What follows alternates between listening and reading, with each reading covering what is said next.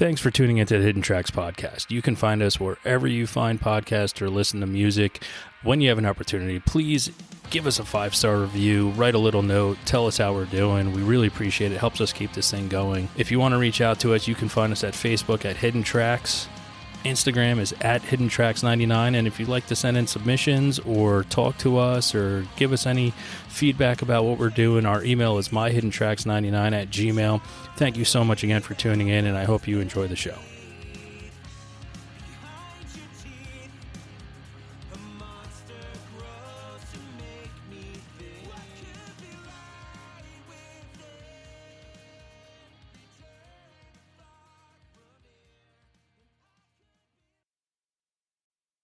Another week, another edition, bringing in the year, coming to a close real soon. Excited to have this. Has been a while in the making. To put this show together today, I'm with Craig Broomba of the band Filmspeed, Detroit, but out of LA now. So, I mean, two cool places. So, Craig, welcome to the show, brother. Thanks, Shane. Thanks for having me. And you pronounced it right. It's Filmspeed. I played with a little while, and I Cool. Filmspeed. I don't know. I mean, there could be many different ways to say many different words that look exactly the same. I get called Sean all the time, and my name looks nothing like Sean when it's spelled out. So when they see it, the Irish, they're like, Sean. Yeah. Everyone's Sean. So That's right. Just ready for it. So yeah, man, we've been trying to put this together, I guess, since August. So now here we are in December, which is awesome. We finally got it through before the end of the year. So excited to finally get you on. I'm saying, save the best for last, baby. There it is. And so before we dive into you and the band, let me get your description of what genre you would fall under, because there's so many different kinds, and I don't want to piss you off by throwing you in some category you don't want to be in. Well, it's rock and roll, mate, isn't it? It's rock and roll. I mean, there's three of us, and it's a guitar, bass, drums. So, I mean, we don't scream, we yell. We don't disco, but we like to party. It's rock and roll, but it might be a little grungy, it might be a little bluesy, it might be a little garagey, but that's kind of what you expect from the three dudes with loud instruments. So rock and roll, that's where you are. Let me get a quick background of Filmspeed. I know two of you went to high school together. It was a kinship, I guess you would say, especially when you grow up listening to music with people and forming a band. But how did everything fully come together for Filmspeed? Yeah, absolutely. Well, I mean, the bassist and I, we grew up like, streets from each other. And then I moved on the other side of the subdivision. So we were still streets from each other. And then started jamming together post high school for me. But then, we had a project with some really enthusiastic gentlemen, and we said let's hightail it out of the Detroit scene, because we're doing some happy upbeat music, and not we're not metal. We're not we need to get out of the hard city and go jump into the piranha pit. So that's what we did, and we just hopped in a van, a bunch of kids with a trailer, and went out to Southern California. I've been here since, and my bassist is, we've done a lot of things together, and the name Filmspeed might be like 8-ish, maybe 10-ish years old now. It was built with the drummer we came out to California with from Michigan. Shout out Johnny Z.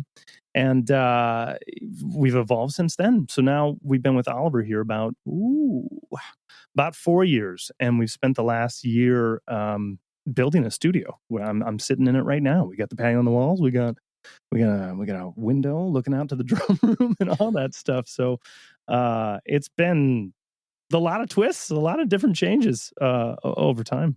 Nice. Fire retardant soundproofing, right? Oh yes. Okay. Oh, and ultimately quiet too. Like we're we're on like Oliver's property, right? So like as soon as you get past the street, you can't hear his drums anymore, which is great. We hand built it, so it took about 7 months.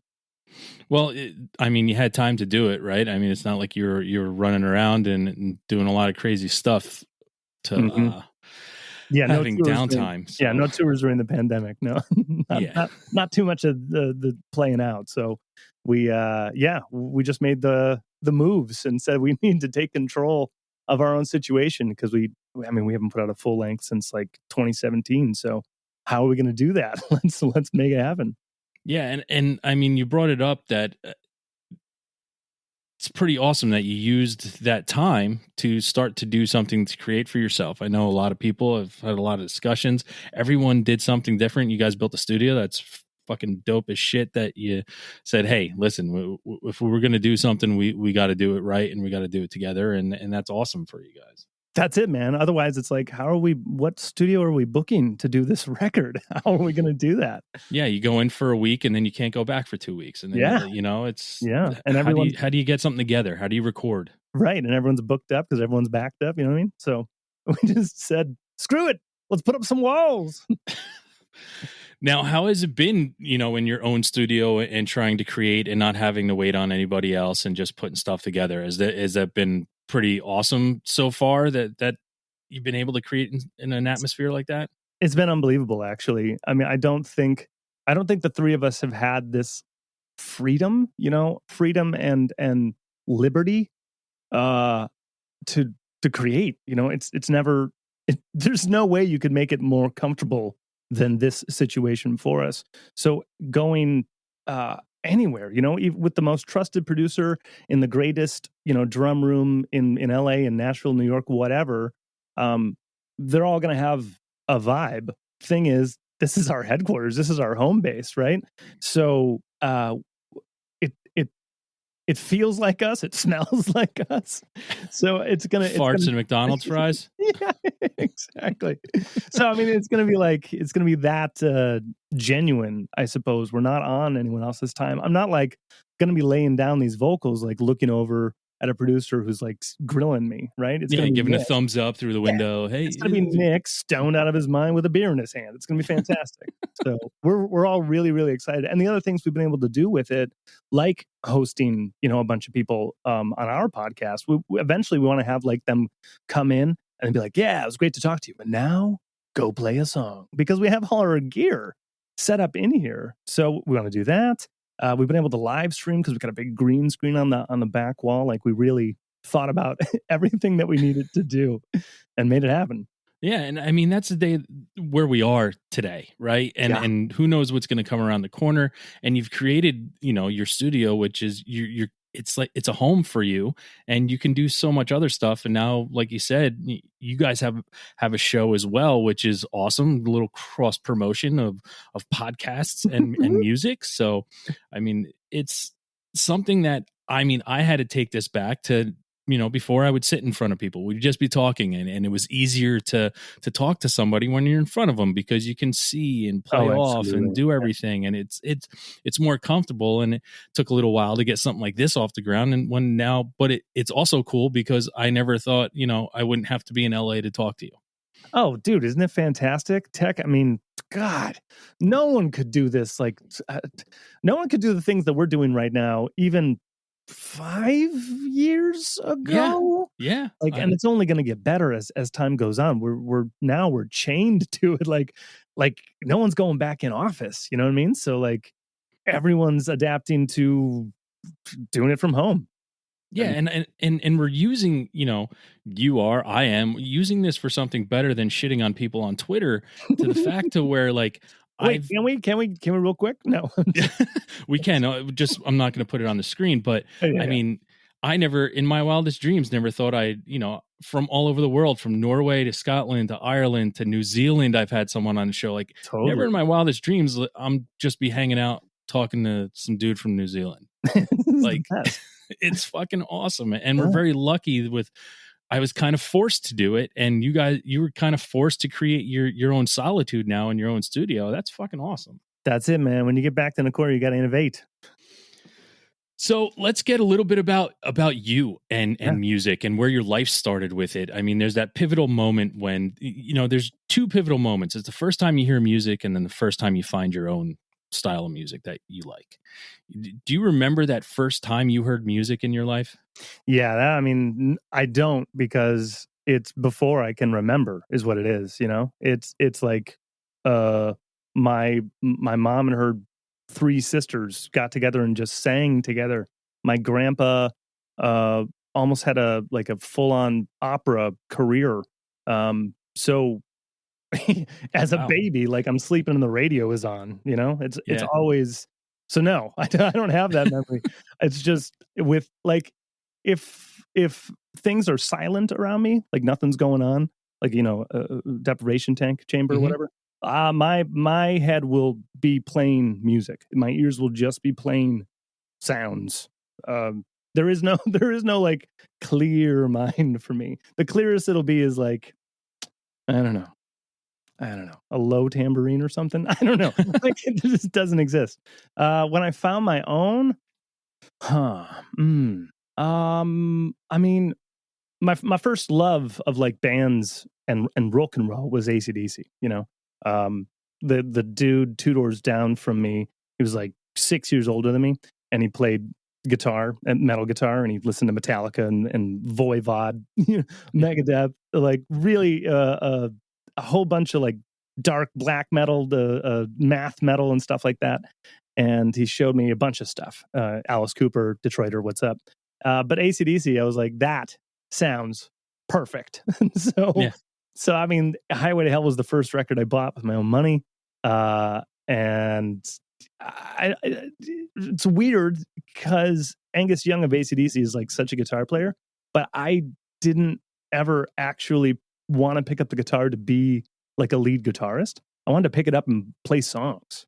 So maybe that probably comes from like a long history of like chorus and choir classes. By like third grade, I was in chorus because I think that's the earliest they allowed, Well, yeah, I think they force you that in music class in grade school. Yeah. Well, I mean, I didn't stop since, I did throughout.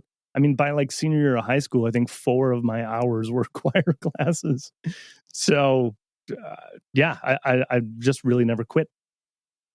Well, that's awesome. And AC/DC is, the band that every band listens to before they perform. It's they have such a I can honestly say it's one of those bands that everyone loves, but I've never heard anybody say like they're my favorite band of all time. I know, right? Because maybe it sounds like a cheap answer, but no one does one song quite like them, right? Yeah. Critics, one of my favorite quotes is like, somewhere in the 2000s, like they're talking to the Young brothers, and critics says, well, how do you feel about people saying that, you've done the same record 16 times? And he says, well, how dare you? It's completely false. We've done it 17 times. Yeah. Yeah. How dare you? It's been 17 times. I mean, it's a fantastic quote, and that's perfect. Because fuck you. That's exactly right. That's exactly right. But they have like, exactly what, anytime there's an AC/DC song that comes on, it's party, right? Exactly what you're getting into. It's party, and you're going to have a good time. That's a brand that everyone should get behind. Yeah, I mean, like, and there's those certain bands that it's okay that they've done it for so many times, and they just recently put out another one, and it sounds, and that's, but what I love is the minute you hear the first fucking note, it's them. Dude, shit's gonna go down. It's like the new record. It's dope. Yeah, it's fucking awesome. But and that's what I mean. Like, shit's gonna go down. Van Halen, same thing. You know that first note. Here we go. Yeah, shit's gonna go down. That's icons, right? Yeah, you can't fuck with that. Yeah. My buddy actually had a great quote. We were talking about music and we were talking about bands like that. And he's like, there's overrated bands because that whole new Beatles documentary came out and people are going back and forth. And he's like, there's some bands out there that like Van Halen, no one's favorite band, but like they're perfectly rated. Like they're not overrated. They're not underrated. They're perfectly rated. Yeah. Right. And he's like, and that's harder to be than it is to be overrated or underrated. Oh, totally. Yeah. To be the hype. What the fuck? It never happens. No. You found yourself, choir, and you've done it ever since. I mean, was your draw like, where did you go from AC/DC to just start to explore, since you described your band as bluesy, rock and roll, what and different things? I mean, how did you start to explore, and did you ever get to that indie feel where you found a band that you're like, this is my band and I can't wait to show it off to people? Totally. Well, I mean, I can preface the AC/DC thing by saying like Motown's in my blood, right? Detroit, Yeah. you're just surrounded by it. So Smokey, Stevie, Marvin, Supremes, Temptations, all that stuff is already built into my code. That's the stuff that's playing around me as I'm growing up. So you bleed black and purple like Motown. Right. Yeah, totally. So once, pop punk hit me nice at a good age, because those years there was some, talented things, Newfound Glories and the Blink-182s and the Sum 41s, all giant pop hits, right? So that was easy, accessible. I liked that music a lot.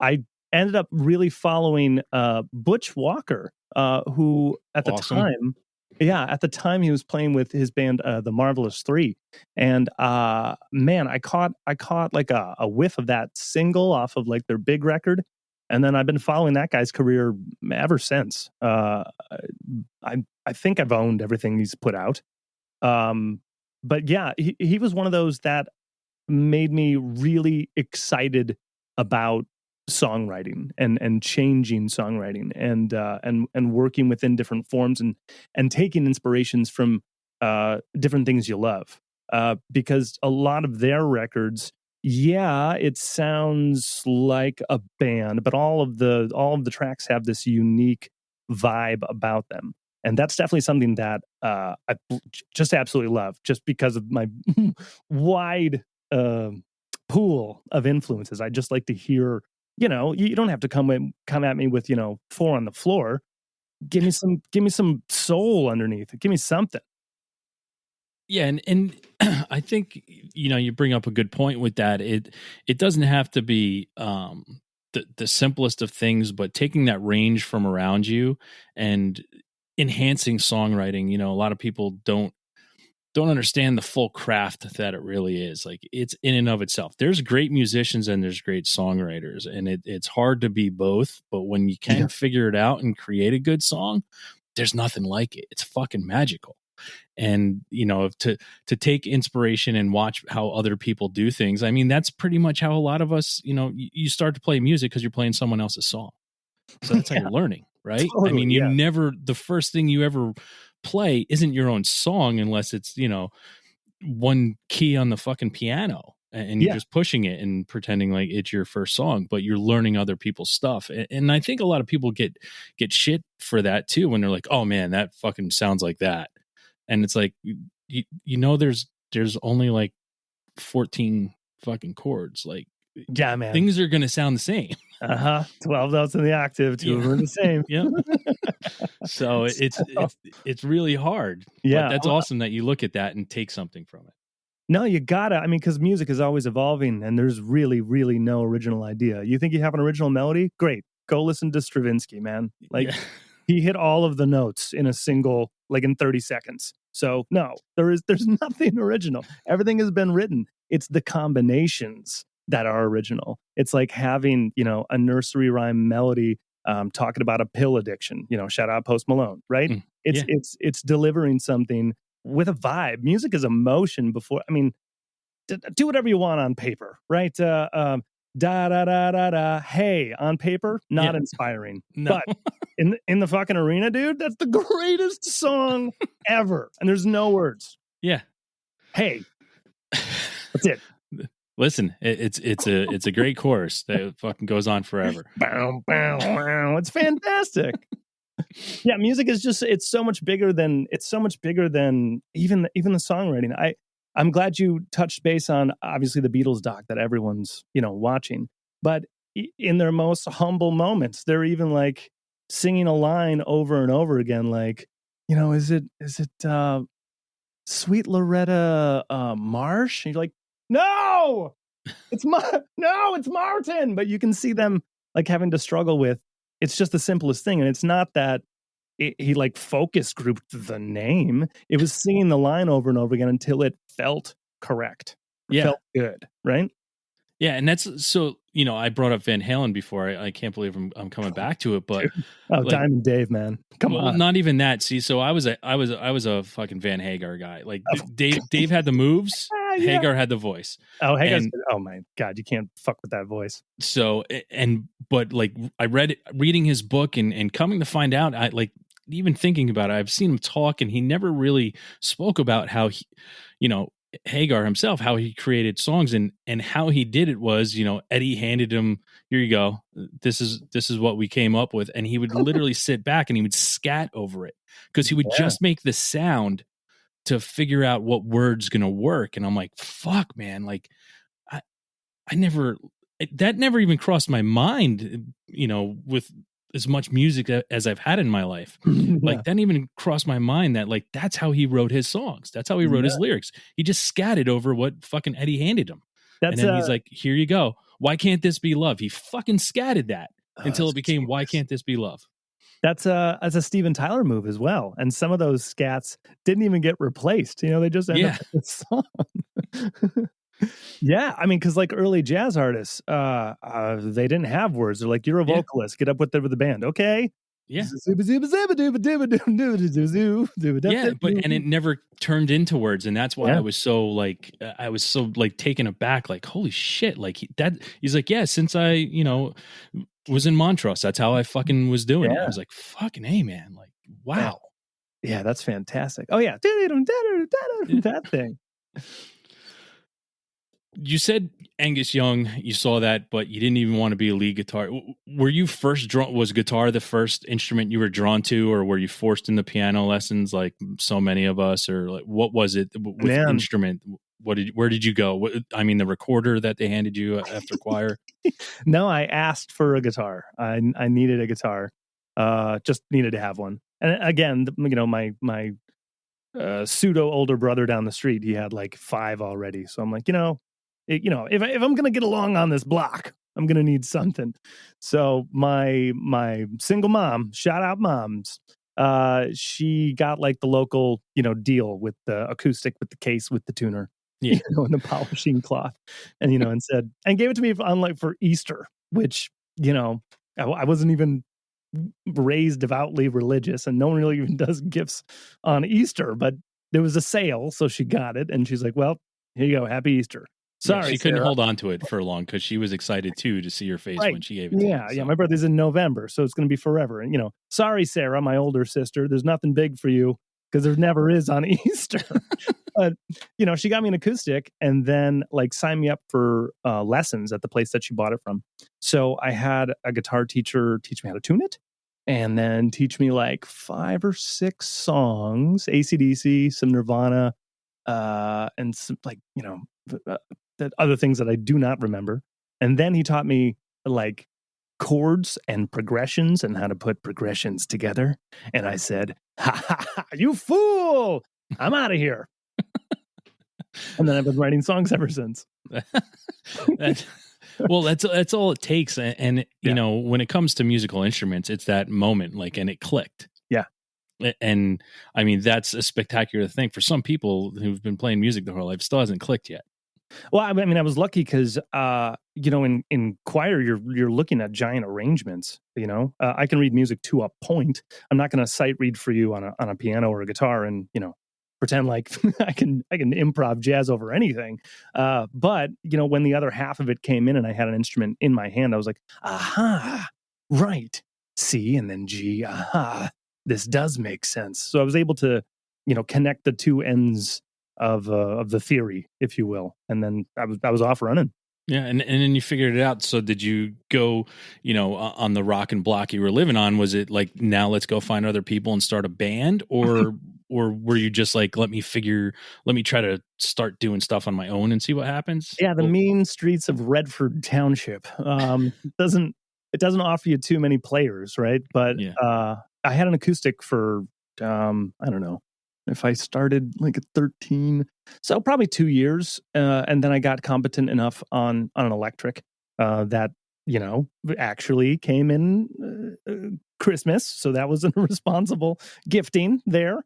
And then maybe like by 15, I was looking for people to play with, and the first people I played with, a brother and sister duo, the Rikers. Shout out the Rikers. Their dad was like in a wedding band, like a huge, like 15-piece, full horns, big band. Wow. And so his basement had a whole bunch of gear, a little setup for, like a Mackie mixer, Yeah.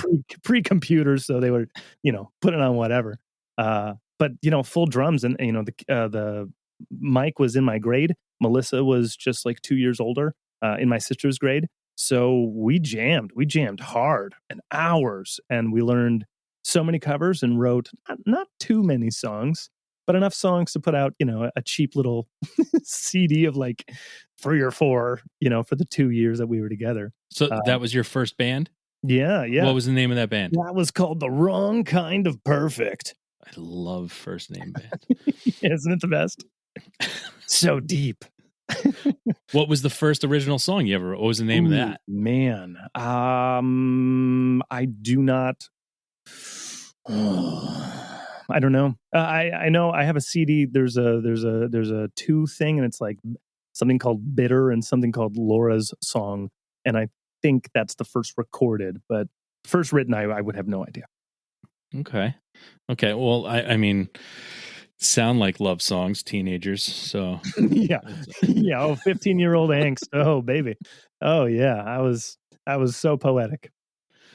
So did you guys perform live with that stuff, or was it just something you recorded? No, we did. Yeah, we went out live a bunch. So like in 2 years, Redford Township, again, it doesn't hand you too much when you're a basement high school band. So, like the outdoor Redford concert in the park, and the local CD store. And there was a New Year's that we played like the bowling alley. It was crazy. It's just wild. Do you remember the first time you played somewhere and a stranger came up to you and told you were good?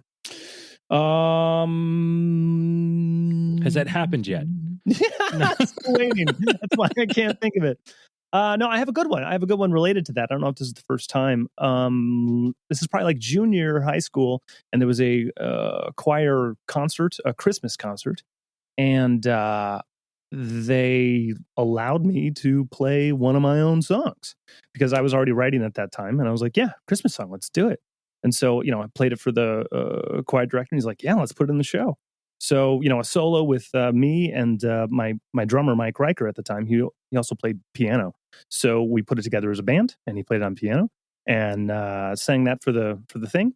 And what I remember specifically is one of the dads from one of the other classmates walked up and said, "Hey, man, that was a great song. You wrote that song?" I was like, "Yeah, thank you." He's like, "Yeah, it was just really like Elvis Costello-y. I really, really liked it." I was like, "Who's Elvis Costello?" And then I've loved Elvis Costello ever since then.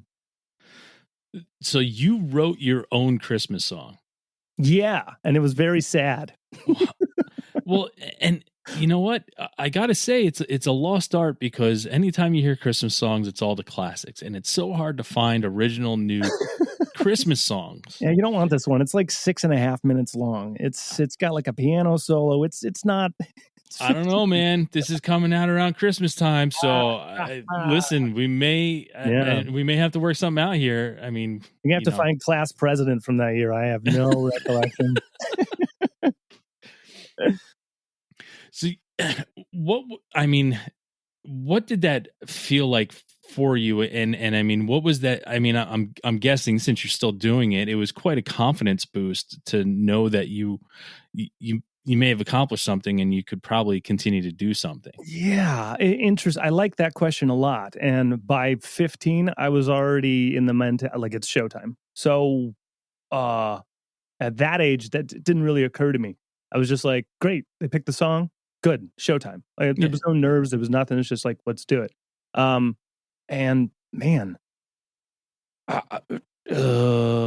so maybe as early as, like 3rd grade choir classes or something in junior high, they were already giving me like little souls and stuff. Cause I can't help. Like if there's a large group, let's party, let's sing, let's do this. Yeah. And it's a bug that I've always had. Yeah. Let's get the party started. I think even at like 16 or 17, the Italian restaurant that I was working at, they had me playing their Tuesday nights. I was playing happy hour, And then, I would leave, get paid from the bar, and then come in the next day for my lunch shift. Nice. Yeah. Do you remember your first solo in choir? I remember mine.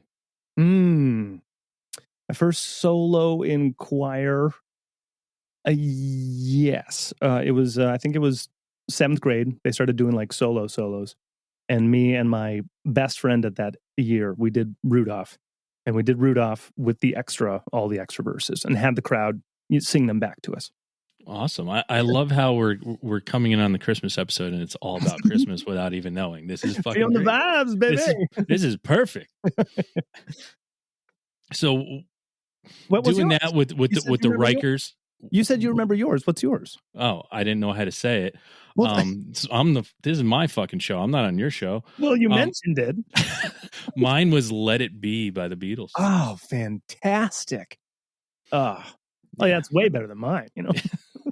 I had them going like a light bulb. That's not the same at all.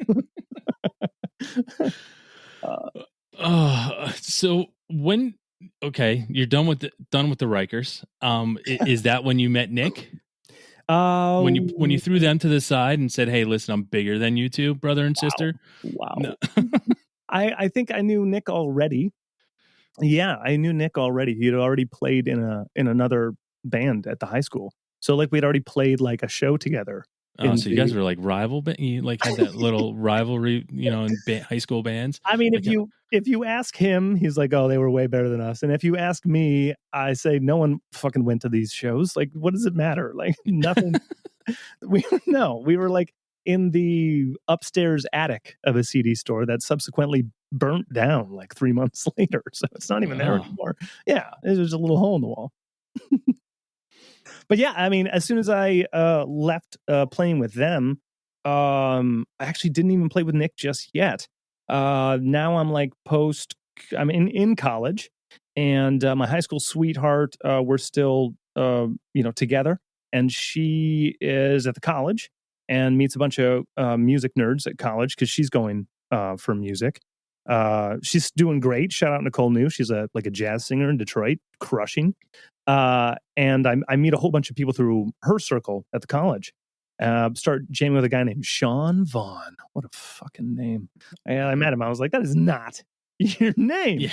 I'm taking your name. I'm taking your identity. I mean, it's a great stage name. A great name, and it's his real name. So started another little project, and got Nick recruited on bass for a couple live shows. Because I was like, hey, man, there's only 3 of us. And we're like trading off, like we're both of us are writing songs, and we don't know, we don't want to keep switching. Oh, this is my guitar song, this is your guitar song. Yeah. We don't want to do that. So can you come play? And he's like, fuck yeah, absolutely. So, did just a few shows with that, which wasn't a very serious band. And then I was just, I was a little tired of just, playing with other people and reforming bands or whatever. So I was like, I want to form a band with people that I know, trust, and are committed to doing this, because I was starting to get really serious about doing band stuff. I know what playing live is like, and I want to do it all the time, and I got more songs under my belt, and let's get people that actually want to do this. So then I asked Nick, can we put together a project? He's like, fuck yeah. So we got another guy from our hometown, Chris Anway, shout out Chris. And then I recruited a drummer from out of town, but 40 minutes away. From the other side of the tracks. Yeah, way better side of the tracks than ours. So we had to upgrade. And I met him doing battle of the bands around town. So we recruited him on drums. He was already playing with a different project, but he had a space in his basement, huge house, 7 bathrooms. Shout out Johnny Z. And you started chopping away in that basement. So we had 2 basses. we had a rhythm bassist and a lead bassist. All right. Yeah. Oh yeah. Mm-hmm. That's correct. That's the correct response, because it didn't work. What's not good? It's not. We were. We're trendsetters. We were really breaking the mold, you see. Let's do something different. That's right. No one's ever seen this before. They'd be like, what? Is that 2 basses? Is that 2 people that people rarely will ever know who they are? Yeah. Yeah, it is. And then I started I started incorporating keyboards as well. And then that drummer was really into like extra programming and stuff. Great drummer, just really like math and technical guy. So he would start hooking up his laptop and doing like program beats on that. That started evolving, right? So we're playing shows in Michigan. We play this big show at the Shelter downtown. Shout out the Shelter. We're opening for someone, I don't remember who, but it's important. And when you're like a no one band, you know, they need you to like sell tickets or pay them money or do something, right? Yeah. And I remember it wasn't a large commitment, so we were cool with it. But like day of the show, checking in, I was like, good. Everyone's got we're 4 dudes. Everyone's got their, responsibilities. Cool. Nick, great. John, great. Chris. Uh-oh. Well, Chris doesn't have it. So that's the end of that band member, right? So, I was really committed. I was really committed to making something serious. So we got rid of that. So no more 2 basses. And then we got in a guitar player. Now we're, a standard structure band. Mm-hmm. And we already had this name. It was called No One Goes Home. Because, I was talking with Nick, the bassist, and the drummer, John. We're like, let's have like a motto, like once you start, you don't stop. No one goes home. We're going to start this journey. So we kicked one out, right? And then brought in a new guy. He was on guitar and had a couple months with him. And then I had just recently visited Southern California and came back to Michigan, called everyone and said, sure, what do you think? And then everyone saved up 3 months worth of cash and moved. Wow. Yeah. And you've brought it up several times, and the commitment, and that's when it comes to a band, the hardest thing is to get everybody on the same page. And and it really is just a commitment. Like, this is what we're doing. Like, if you're not all on board, I mean, it's so hard. And that's why when you look at bands that stand the test of time and that continue to go on, and like, you need at least 2 people in that band to just keep that commitment going and be committed to each other to keep something going. I mean, yes, they evolve and new band members come in and out, but the mainstays, the parts that'll stay the same. You and Nick staying the same, getting different drummer, but you need 2 people. You can't have one person in a band be committed, otherwise it won't work. No, and in our case, we need all 3. That's why we're on our 3rd drummer. Because I mean, you're nailing it right in. It's a full commitment. You need an entire team. It's sports. It's military. It's you need everyone doing their job and getting along and doing it for the greater good. You have a goal. How do you meet that goal? Let's do it. And you have to start at a micro level. So labels hate bands. Bands don't stay together. If we had a deal with a label and then we dropped the drummer, we're getting dropped ourselves, aren't we? Yeah. We're only 3 people. You take Trey Cool out of Green Day, you have a whole different dynamic going on. Yeah.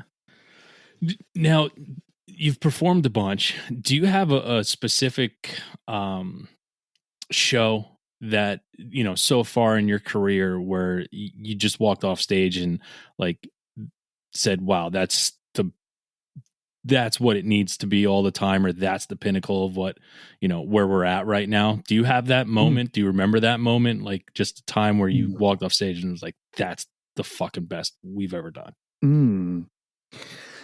I'm waiting to have that specific moment, because every time we finish a set, we just turn around and go, yeah, crushed it. But I can answer that in a slightly different way. 2019 was our last tour, and it was just the 3 of us in a van up to Vancouver and back. And so getting to Vancouver all on our own felt fucking perfect. Like, it felt great, because we'd only been jamming with Oliver for 2 years at this point, and we're like, Nick, man, we know this guy's committed. I mean, this is 2 years ago, so this studio wasn't built or anything. We're like, we know he's committed, but how is it going to be on the road? You don't know what kind of a band you can be until you lock everyone in a van. Yeah. In the cold. And that, again, that's commitment to doing a band. Yeah, and making sure no one forgets their passport. Exactly. Yeah, you got to look out for each other, and you got to make it to the next date, no matter what the cost, right? So we did that show in Vancouver, and it just felt great. I mean, my voice was already shot. It was January, so I was screaming most of it, but no one complained too much. But such a high that as we're leaving that show, great story. We got like jacked, like the SUV that we rented leaving, we cut through the part of town where Vancouver has all of their junkies. They have like a 2-block radius, in the northeast part of town, in the southeast. They set up parts for all the heroin addicts to go, and they're contained and not spread around the city. Great idea. Don't necessarily drive through it with all your band gear, because we just hit like a little bump, and then like the latch came open and our shit came out. My backpack came out with my laptop in it, and it was gone. Like, some of these junkies just grabbed it, ran down an alleyway, never to be seen again. This is a great PSA, because we've had a bunch of people from Canada on here, and not everyone in Canada is nice. All right, so I think we just nailed that not everyone in Canada is nice. That's our PSA for today. It's your learning moment, people. I know they've all been nice on the show, but there are people there that aren't nice. No matter your nationality, meth is stronger, I guess. I guess so, eh? Yeah, they're different. They're not even. They're barely. You don't see that. It's like Walking Dead, if you will, because they all just kind of came for the gear real fast. It was scary. So, okay, I talked about you performing, and you said you haven't had that moment yet. Do you remember what was your first concert you ever went to? That is, I think I'm 10. And it's like Mother's Day, Joe Louis Arena. That's Garth Brooks. Banging. So banging, dude. That dude was unbelievable. I'll never forget that. He's got a headset mic on, right? He's running around everywhere. Yeah. I mean, he was the first Justin Timberlake with a headset mic running around. I mean, let's be honest about that. He's like the first Elvis of country. I don't know. I don't know how to put it, right? Yeah, crazy show. And like, that sets a standard for you already. When you see someone crushing it like that, you're like, well, if that's live music, let's do that all the time. Garth Brooks, that's awesome. Mine was country too. So. Oh yeah. Well, which country? Kenny Rogers. Kenny, yes, Mr. Gambler. Well, the band was probably incredible too. That's the thing. Like, seeing these legends. Everyone go see a live show. I don't care who's listening. Just go see something. Live music is my lifeblood. That is truly it. If I don't see live music at least once a week, then that week was pretty much a waste. So, that's it. You're speaking my language. Yeah. So from your first concert, I want to turn back to Filmspeed. Let's get it. I want to know if you met a stranger, because it happens, and you're like, yeah, no, I'm in a band, and everybody says, well, what kind of band? What one song that you have currently released would you play that person that says, you want to know my band? Here it is. Yeah, I'd play them the Spotify banger. I'd play them Just My Luck. It has the most plays. So I could, point to that and be like, there you go. People like this one. You should too. and I'm cool with that. Even there might be, my favorite song of ours changes all the time. So I have. So what's your favorite song right now that you guys have recorded? I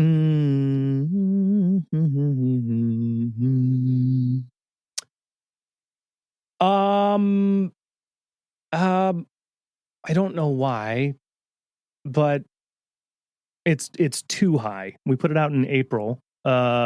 The producer was Daniel Huanacott.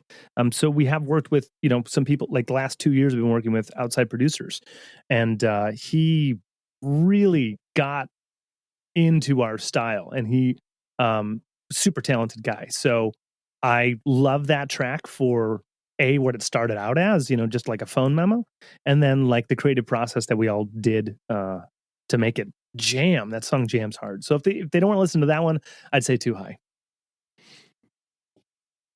Now, you say you like that process that it came about, and you used an outside producer. What's the biggest difference besides you guys just putting something together than taking someone else's input on your creation? Couple things. Speed is one of them, because when you work on something yourself, it's never perfect, ever. And so when you have someone listening and going, "Oh yeah, that actually sounds dope," you're like, "Oh, cool, good, let's keep it." Otherwise, when you put it down, it could be the dopest thing ever, but as you listen to it back, you're like, "Oh, I hate the way I sound. This is terrible," and then you just abandon it. So that's hugely beneficial. Just the speed of getting things done. When it's good enough, it really is good enough. Do you have a hard time, like, when you're doing something and saying, "Yeah, no, I don't like that," and just shoveling it? Or do you ever come back to it, or do you just push aside and say, "Yeah, no, that was a bad idea"? Oh, it changes. It changes constantly. For example, last year, September 2020. So right during lockdown, pre-building the studio, we hadn't really, like I said, we didn't put a record. Last full length was 2017. So in the meantime, we've just been working single by single with a producer, going to a studio, working on it, laying it down, mix, master, cover art, right? And that process takes like 6 months at a time, right? Because you have to schedule everyone else's time, you have to do all these things. So we hadn't had a catalog really even ready, because we were just going track by track. So it's like, what is the producer like? Oh, this demo is not done. When do you want to record? 2 weeks. Okay, we have 2 weeks to just make this a thing. No matter what shape it's in, it's going to be a thing by the time we record it.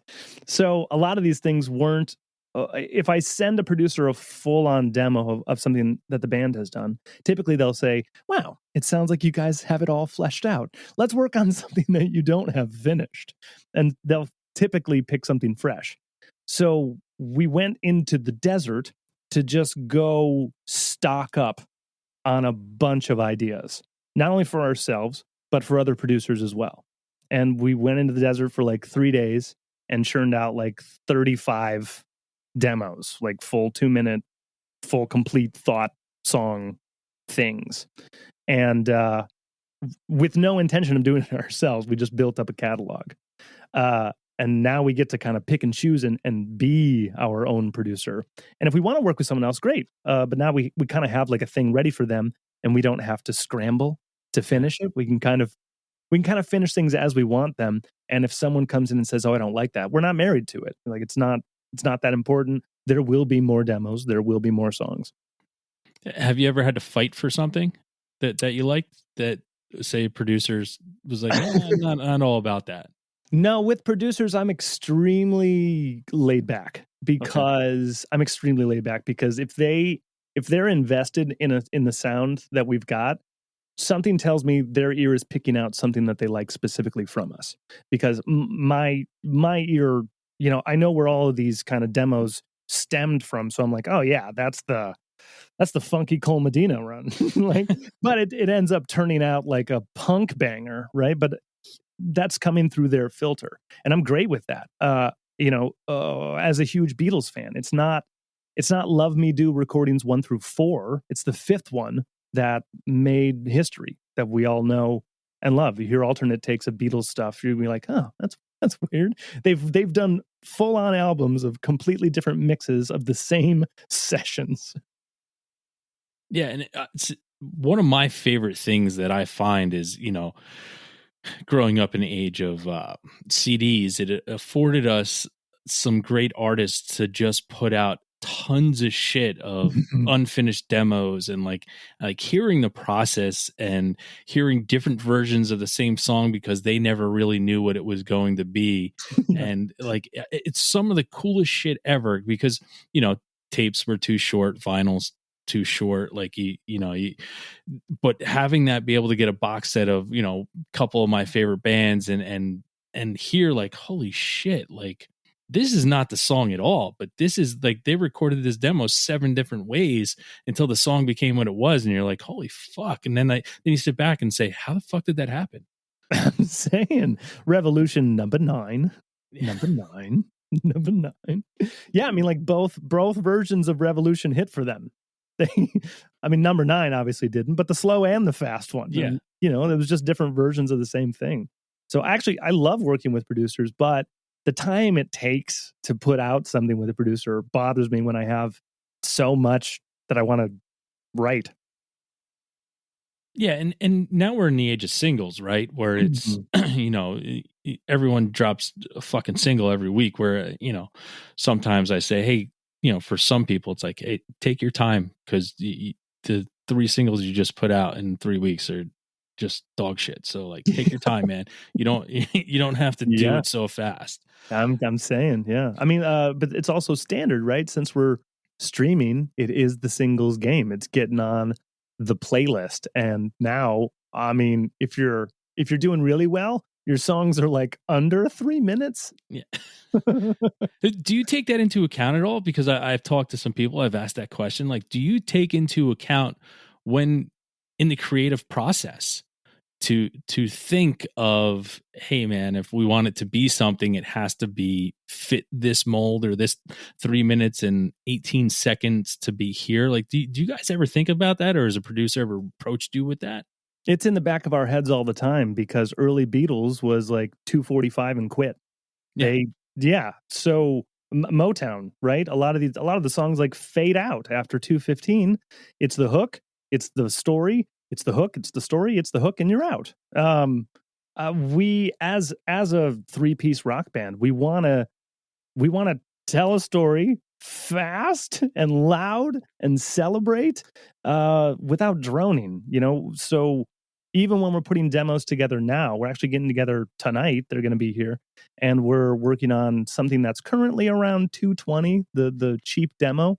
And if it's over 340, I think we're going to take issue with it.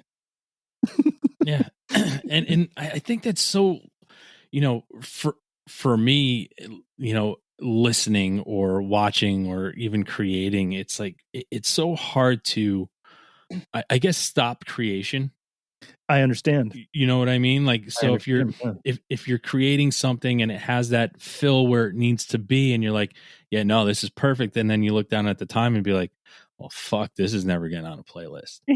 Like, no, I mean, like you want to keep your themes, to a minimum if it's a song. Otherwise, do Jesus of Suburbia. Go for it. Do the 15-minute changing from, mode to tempo changes, rhythm, change 5,000 keys, but we're a rock and roll band. We got to keep the feet tapping and keep the show moving. Yeah, and I mean, going back to like, early punk shows that I would go to was always so great because punk songs are less than 2 minutes, but you'd get to see a band play 2 albums in 40 minutes on stage, and you're like, this is fucking awesome. And then you go to like a real show somewhere that isn't, a punk show in a club, and you go to some bigger venue, and now you go see a band that you like and you get 8 of their songs. But it's an hour and 20 minutes. Right. And there's segues in between each track. I mean, are you really taking another costume change? Like, what's happening? There was a big one this past, I went to see, I don't know if you know the band Churches. I love Churches. Yeah. So great band. A lot of people look at me, they're like, I never would have figured you for a Churches fan. And as I always like to say, a fucking good song and a good band is a good, doesn't matter what it fucking is, but they fucking kill. Great vibes, great soundscape as well. Yeah. I love that band. But she goes back like to change and comes out and she's like covered in blood. And I'm like, what the fuck just happened? Like, why did we take a 4-minute interlude here? And I was just like, all right, I don't know what's going on. I'm like, but I don't know if this was necessary because they were literally just giving me one of the best shows I've seen all year. Yeah. And I was like, what just happened? Don't bore us. Get to the chorus. Yeah. And I didn't know what the statement was because I stopped listening when I was like, that's blood, isn't it? Like, or fake blood. What I'm sure it was fake blood, people. Listen, I'm not saying that, there was any type of, crucifix or someone she was promoting Beyond Meat, and she's like, it looks like real blood. Yeah, there it is. I don't want to put, I'll just put allegedly came out. Yeah. With blood. Oh, there you go. You're covered. Yeah, you're covered. She allegedly came out with blood all over. Wait, but Lawyer says we're good. Yeah. Mark for edit. Now, this question is usually asked by Rolling Stone or Us Weekly as what your favorite band is. I'm going to ask it how I ask it to people. Is there a band that has just like never let you down? Yeah, I mean, it's AC/DC. Yeah, that's what I thought it was going to be, but I Yeah. still wanted to ask it. Behind them, never let me down. Yeah. I Just a mean, band that you know you can count on when yeah. you get their music, you're just like, I know I can count on them. Well, even AC/DC put out "Fly on the Wall," not their best release. Yeah, I really liked most of Muse's catalog. I liked a lot. I liked early White Stripes. You know, being a Detroiter. Man, I feel like you know, the Rolling Stones. Well, they got some stinker albums too. I mean, That's listen, tough. the late '80s is. And I'm Yeah. the biggest Stones fan, and like I fucking Yeah. love the Stones, but there was some stuff in the '80s that I'm saying, like, never let you down. Something that never let you down. it's hard, and it's It harder is. than favorite band because favorite bands change all the time. I mean, I have my standard 3 that I usually go Yeah. to. I wish I But had a Love Blindly, right? Yeah, what's your 3? This might help me jog some criteria. okay, so the third one always changes, but my first 2 are always the same. Mhm. It's Face to Face Mm. and the Posies. Oh, man. So Such a punk rocker. I love it. so like the Posies gave me that alt rock, but they also gave me like it's from 2 different areas that Yeah, I yeah. always say like Face to Face was my punk, like and then Trevor Yeah. Keith is and I put those guys too, like John Hour and Ken Stringfellow and Trevor Keith on my Mount Rushmore of songwriters, just Oh, I because hear like that. I dive directly into it. But I have my, you know, Face to Face is my punk when I need something, and the Posies were they gave me that grunge in certain times, but they also Yeah. give me that old, you know, stems from the Beatles, 2 great vocalists, 2 great writers, and the Yeah. harmonies and the melodies. Like when I need something, that's where that's at. Good fucking call. Yeah. Those are my 2 big ones. Right. And the third one alternates? The third one alternates. It really does. Like I literally flop a lot on the third one because it's one of them that will be surprising to people. Probably is like Toad the Wet Sprocket. Glenn Phillips great. for me is fantastic, but at sometimes like I listen to it, I'm like, no, and then like I go, here it is. It's the Rolling Stones, or you Yeah. know, and then it literally I can always say, here's my 2, and then the third one is like it's literally just a revolving door into a hotel. So many different people coming in and out, but I Yeah. know where to go when I really need something, and that's, you know, like I know someone who's not going to let me down. Yeah. Like the new Toad the Wet Sprocket was a little bit of a, you know, but again, not every album is going to be great. So I can't expect someone that I love to put out the greatest album every time I go to get it. Yeah. Right? Damn. The Hives? The Hives haven't let me down to no, not really. The Hives. I mean, that's the same record as well. Just slight variations. Yeah. Damn. No. AC/DC. I mean, just stick to the formula. No, that's great. I mean, because there are so many bands that like hit a stride, and they like, you know, I have another band, Stereophonics, yeah, like the band too. Dude, they like hit. They had like 5 albums in a row where I was like, no one can touch these guys. And again, it's one of those things like I know, like, you know, they're from the UK, they're huge, and over here I've seen them a bunch of times, and like I feel bad because it's not to a sold out show like that's got a room that doesn't even hold 1,000 people, and I'm like, what the fuck, how are you guys missing this? But you know, later on in your career, you're not always going to put out awesome stuff. Yeah. And you just accept it, and I'm like, no, I'm still into it, I still love it, it's still the same fucking guys, they're still fucking putting out hits, and honestly that's all I really care about is like I'm getting new stuff from them. Yeah, totally. Man, now I want to do some obscure shout outs. Well, not too obscure. Our Lady Peace, they're touring right now. They're fucking awesome. They were another band.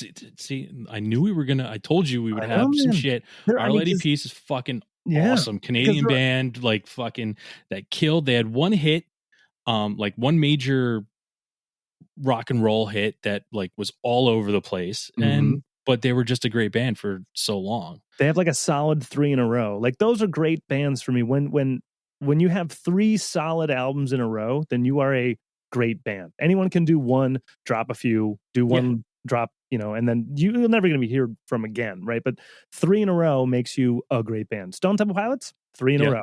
Yep. Great fucking band. 3 great records in a row. Aerosmith, you at least had 3 in a row, right? Yes. I mean, whole bunch of these. Pearl Jam, you at least had 3 in a row, but they all have something in common. You had some bullshit as well. Yeah. Hmm. And that was, but do you get that moment too? Like if there's a band that you've listened to and all of a sudden they come out with a banger, like you brought up Pearl Jam. When Yeah. Fixer came out, after all the shit that was in between there, when Backspacer came out and the Fixer came out, I literally was like, this is the greatest fucking thing. Like Metallica too, when Metallica came out with Hardwired.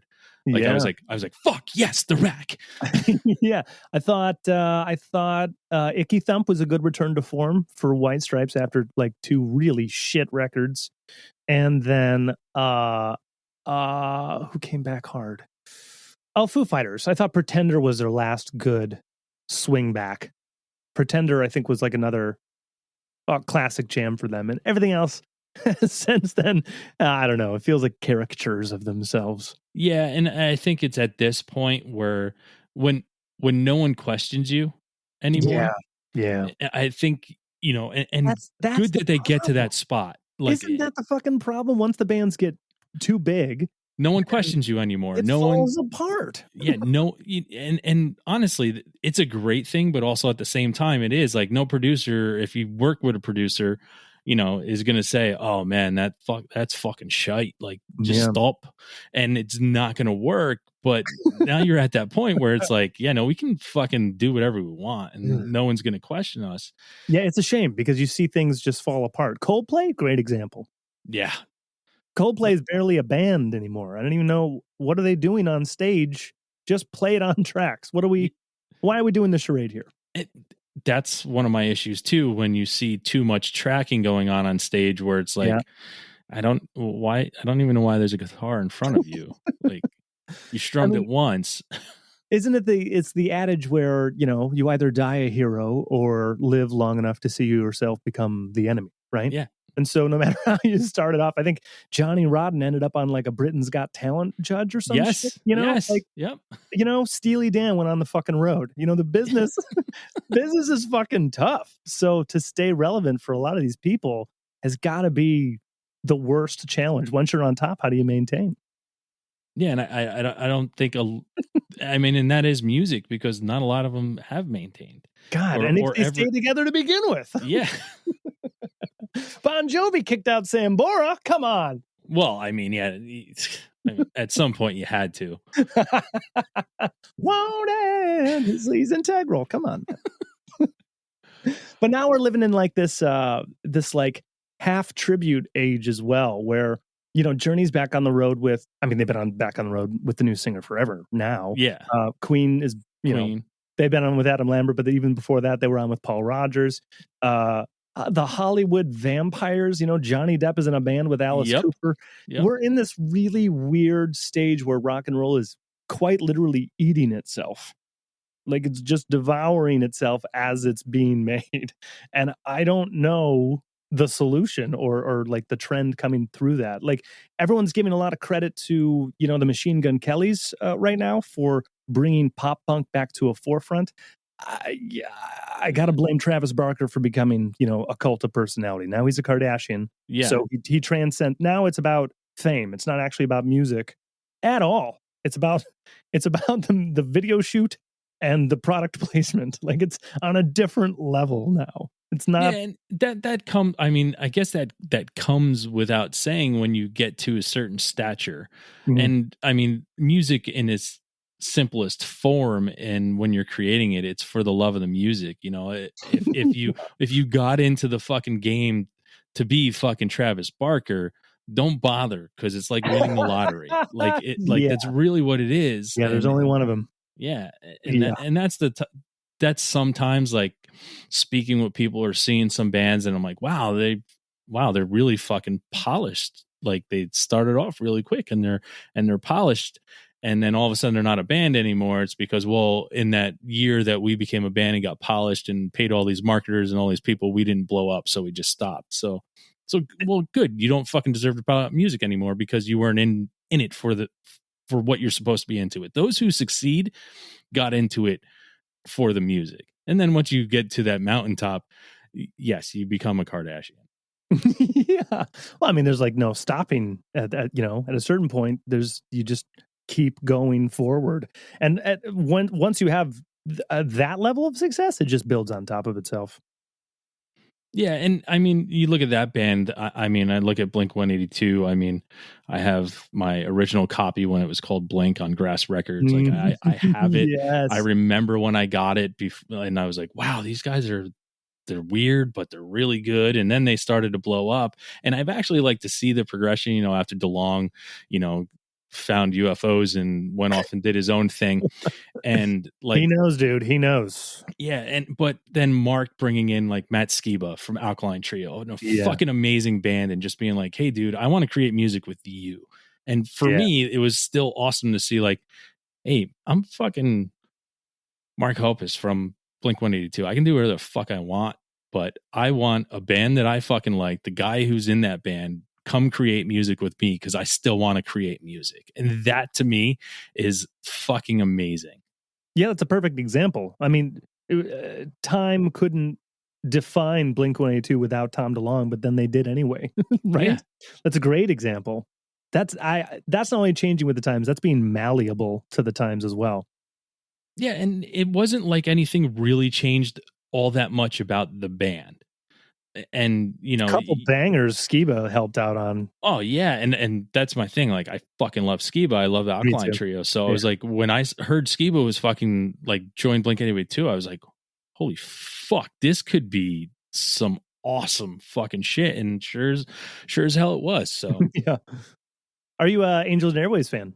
I see. I'm a new wave kid. I had an older sister in the 80s, so like new wave's big for like The Cure is could be huge. in that rotating three. Like, I mean, I was really pissed off. I was supposed to see Psychedelic Furs a couple weeks ago, and the show got canceled. But it's like, so I like Angels and Airways because I think it's a nod to the new wave stuff that totally. Tom grew up on it, and I'm like, I like that. And there are some bands coming out now too that are embracing that little new wave feel, and I'm like, I fucking love that. Like, because people don't really know it, and it's really cool that there is some form of it coming back in some way, shape, or form. When like my niece who's 20 years old, I really like this song, and I'm like, oh, it's plays and I'm like, oh, it's new wave. That's fucking awesome. Yeah. See, okay, see, now you're reminding me that the Killers should have just been the first record. Yeah, you don't think the second record was good? No, I don't. Listen, their first record is, I mean, iconic. If someone ever said like that album sucks, I'd be like, well, then you fucking have never listened to music or you're tone deaf. Because Hot Fuss punched everyone in the face. It told every rock drummer, do this instead. Like that record changed rock and roll for sure. I don't think any of the other records have done that. I wish they would have kept, that vibe, that really Cure-ish vibe, and really kept synth at the front. But then he got, I don't know, he's Bruce Springsteen, I guess. I don't know. Well, yeah, I mean, my big thing is always watching when someone breaks away from the band and puts out a solo album. When you put your own face on the cover of your first solo album, I'm like, yeah, no, I'm out, dude. Like, I'm done. Like, I didn't hate the song Crossfire. I thought that was a good single for him. But then, yeah, he even came back to Killers like with a whole new Bruce Springsteen about him, and he was already trying to like get that in on the second record. Yeah. Bones, I'm out. I'm already out. You brought up Machine Gun Kelly before, which could be considered like a guilty pleasure for someone. Like, or do you have a guilty pleasure, like something that no one would think you get lots of enjoyment out of? Like I don't believe in them. I understand. Listen, enough with the cool answers. I'm with you. I fucking own everything I listen to. Well, but I always say there's that millisecond that someone walks in when you're listening to something and you're like, oh, fuck, they caught me. And then you're like, oh, no, fuck it, I own it. But there's always a millisecond. Oh, I know. Yeah, they'd be surprised. Maybe Carpenters or Michael Bolton.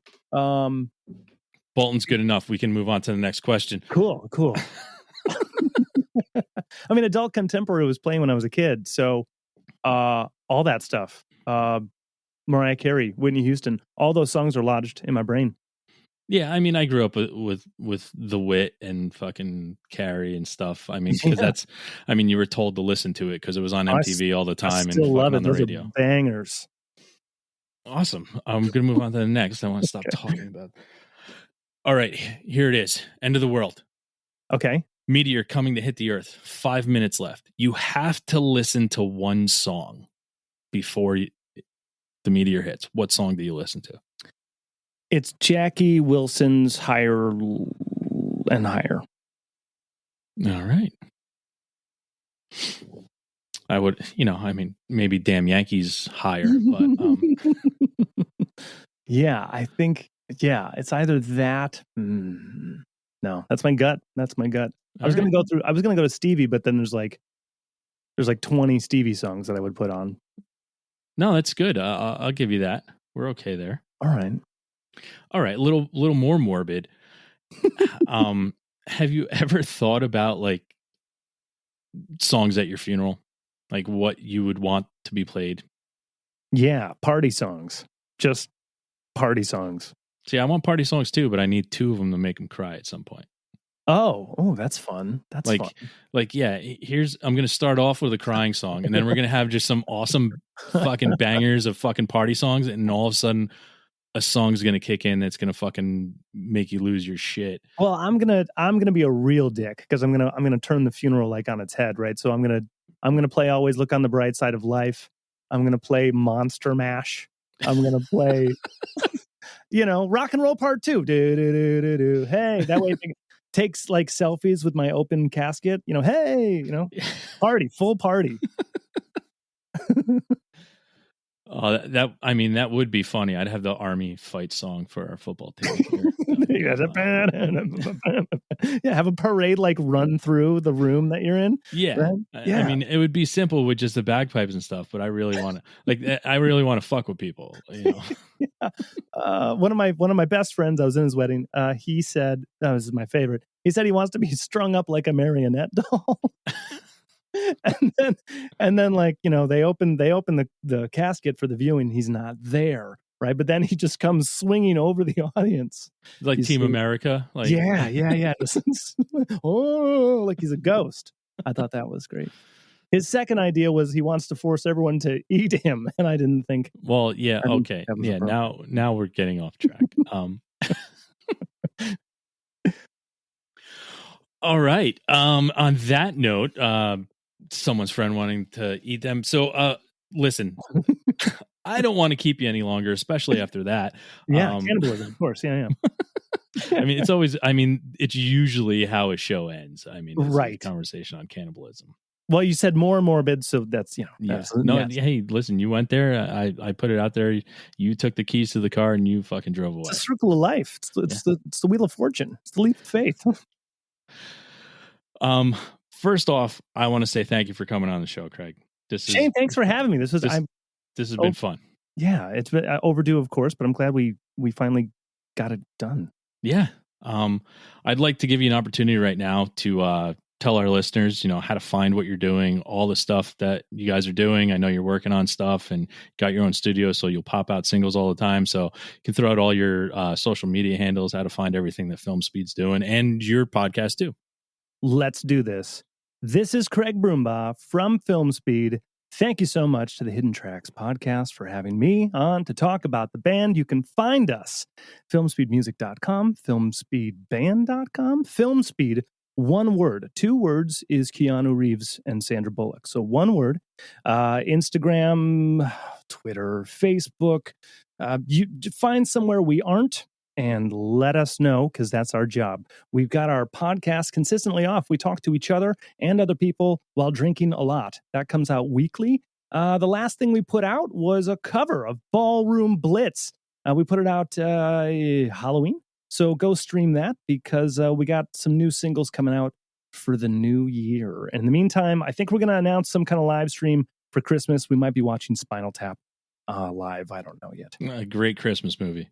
The best. Awesome. So here we are at our final segment. We are into our weekly 3s. It's 3 things you're listening to right now that you would like people to check out. You got pull up your Spotify, pull up your playlist. I am pulling up my playlist right now. What did I just recently listen to? J. Roddy Walston and the Business, ladies and gentlemen. J. Roddy Walston and the Business, 4-piece, Southern rock-ish. Their 2010 record, Self-Titles, is just a jam and a half. Their subsequent records have just, the same shine, but not as focused. So I jammed on them the other day. And let me just shout out some friends of ours, Bristol to Memory. They just recently put out a banger, which is being used for the Anaheim Ducks season. It's called Breathe by Bristol to Memory. The band member of theirs produced 2 of our tracks, including Too High and Comes and Goes. So please go support them. They're great homies of ours. We've had them on the podcast. And man, something that they wouldn't even... Oh, I went through the entire Kid Laroi album and listen to it just so you can hear the soundscape you're going to be hearing for the next probably 5 years on mainstream. Everything's going to sound exactly like that. It's a reinforcement of the Post Malone thing, but all the pop hooks and the mixing, it's top notch, right? It's the most money ever. It's 35 tracks, but it's like an hour because, trap is the new punk. Okay. Yeah. Awesome. Awesome 3. My turn for my 3s of this week. There's a band called Better Off. It went through some issues back in the early 2010s. That's all gone now. And they dropped a self-titled album called Better Off. I'm saving it to my search right now. Yeah. Rock band from Tennessee, fucking kick ass. Check them out. I also got they were at Furnace Fest. So that's another awesome thing. Next is a band called The Obsessives. Philly by way of DC, alt rock band. I mean, everything falls under alt rock genre stuff right now, but Sure they dropped does. an EP called Monastery. They're a great band. They started DIY, 2 guys. Was very amazed at how 2 guys put out the sound that they did as 2 of them, and it's awesome. And now they've formed that full band that we've had a conversation about today of rounding out something. And it's pretty awesome. And last but not least, this is a band I've been fucking, I don't know, it's like schoolgirl crushing on for BTS, a while. Right? Obviously BTS. Obviously BTS. Yeah, obviously. It's funny because it is letters as well, but it's a band out of Australia. They're an Australian rock band. The name of it is Pilots, but for those of you that are going to look it up, this is all capital letters. It is P as in Papa, L as in Lima, T as in Tango, S as in Sierra. It's PLTS, sounded as Pilots, but they are, for some reason, I've been schoolgirl crushing on, sending it to people. I don't know how I found it, where it was. It's in one of my dives somewhere, and I can't fucking get enough. They are just an awesome rock band. That is... I would like to buy a vowel, but I'm saving that one as well. Awesome. But yeah, so that brings us into the end of the show. Again, Craig, this has been so much fun. I can't thank you enough for being here. I've had a blast. Thanks for having me. Yeah. Keep creating. We're going to keep listening. That's our motto here. You create, we listen to it. We don't give it a 30-second spin like most people do. We go all in. So, whatever you put out, we will listen to. So thank you so much. Everybody stay tuned for what Filmspeed is doing. You know what happens next here at the end of the show. Everyone go out, listen to Filmspeed, and have a great fucking time.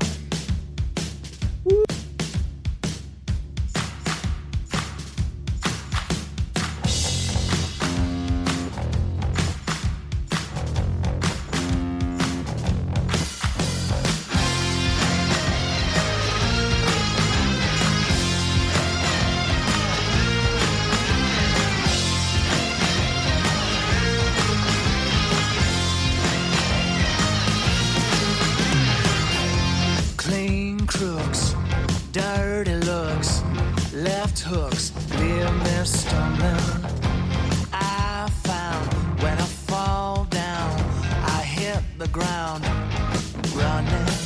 Don't know why the mirrors keep breaking. Why the hell the black cat's on my street? It's a fool who keeps mistaking happenstance for life on repeat.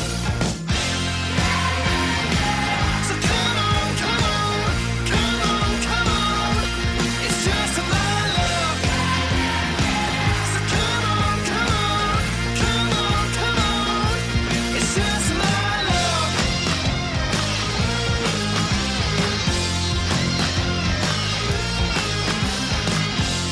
Last ditch to get rich. Flip the switch, don't accept defeat. Don't know why the mirror keeps breaking. Why the hell the black cat's on the street?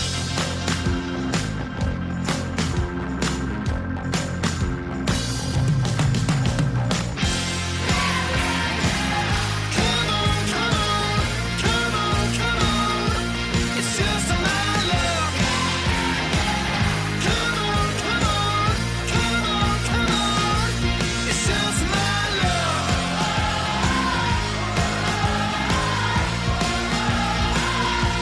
It's just my luck.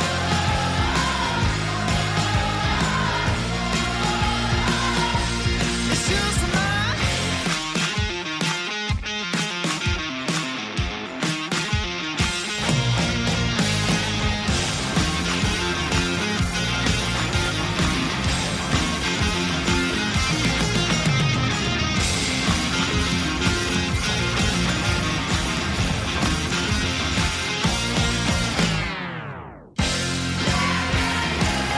Come on, come on, come on, come on. It's just my luck. Come on, come on, come on, come on.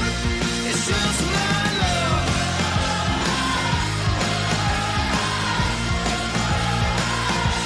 It's just my luck.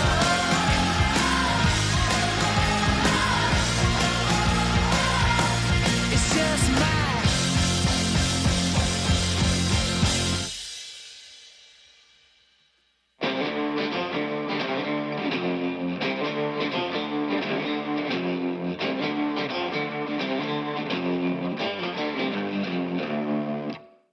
Lights on, nobody's home. Bodies dancing on the welcome mat. She's wearing Stockholm syndrome, and I'm flat on my back. It's kinda hard to protect broken windows from a baseball bat. I don't know what you'd expect when swing like that. Hey, hey, don't you know I'm too high 'cause you're too low. Hey, hey, don't you know I'm too high 'cause you're too low. I'm too high 'cause you're too low.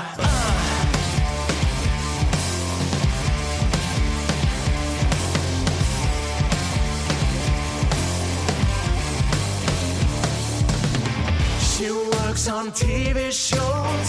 He's got a passive face and makes him cash. They're loving through their nose, and my buzz is about to crash.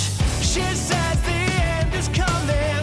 He sees no reason why we can't enjoy the moment.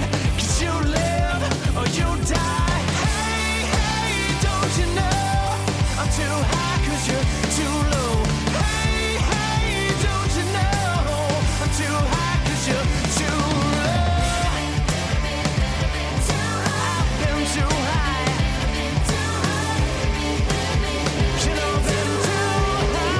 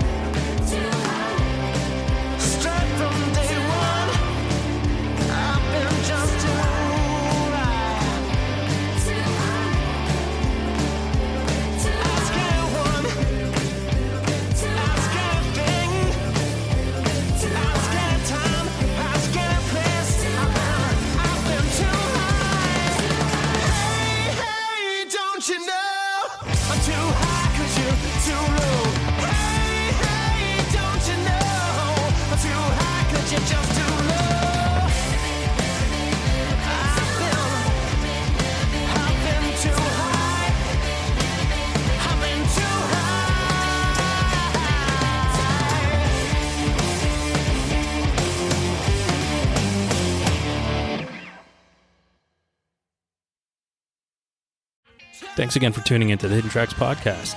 We hope you enjoyed this week's show. Don't forget to follow us on Instagram at HiddenTracks99.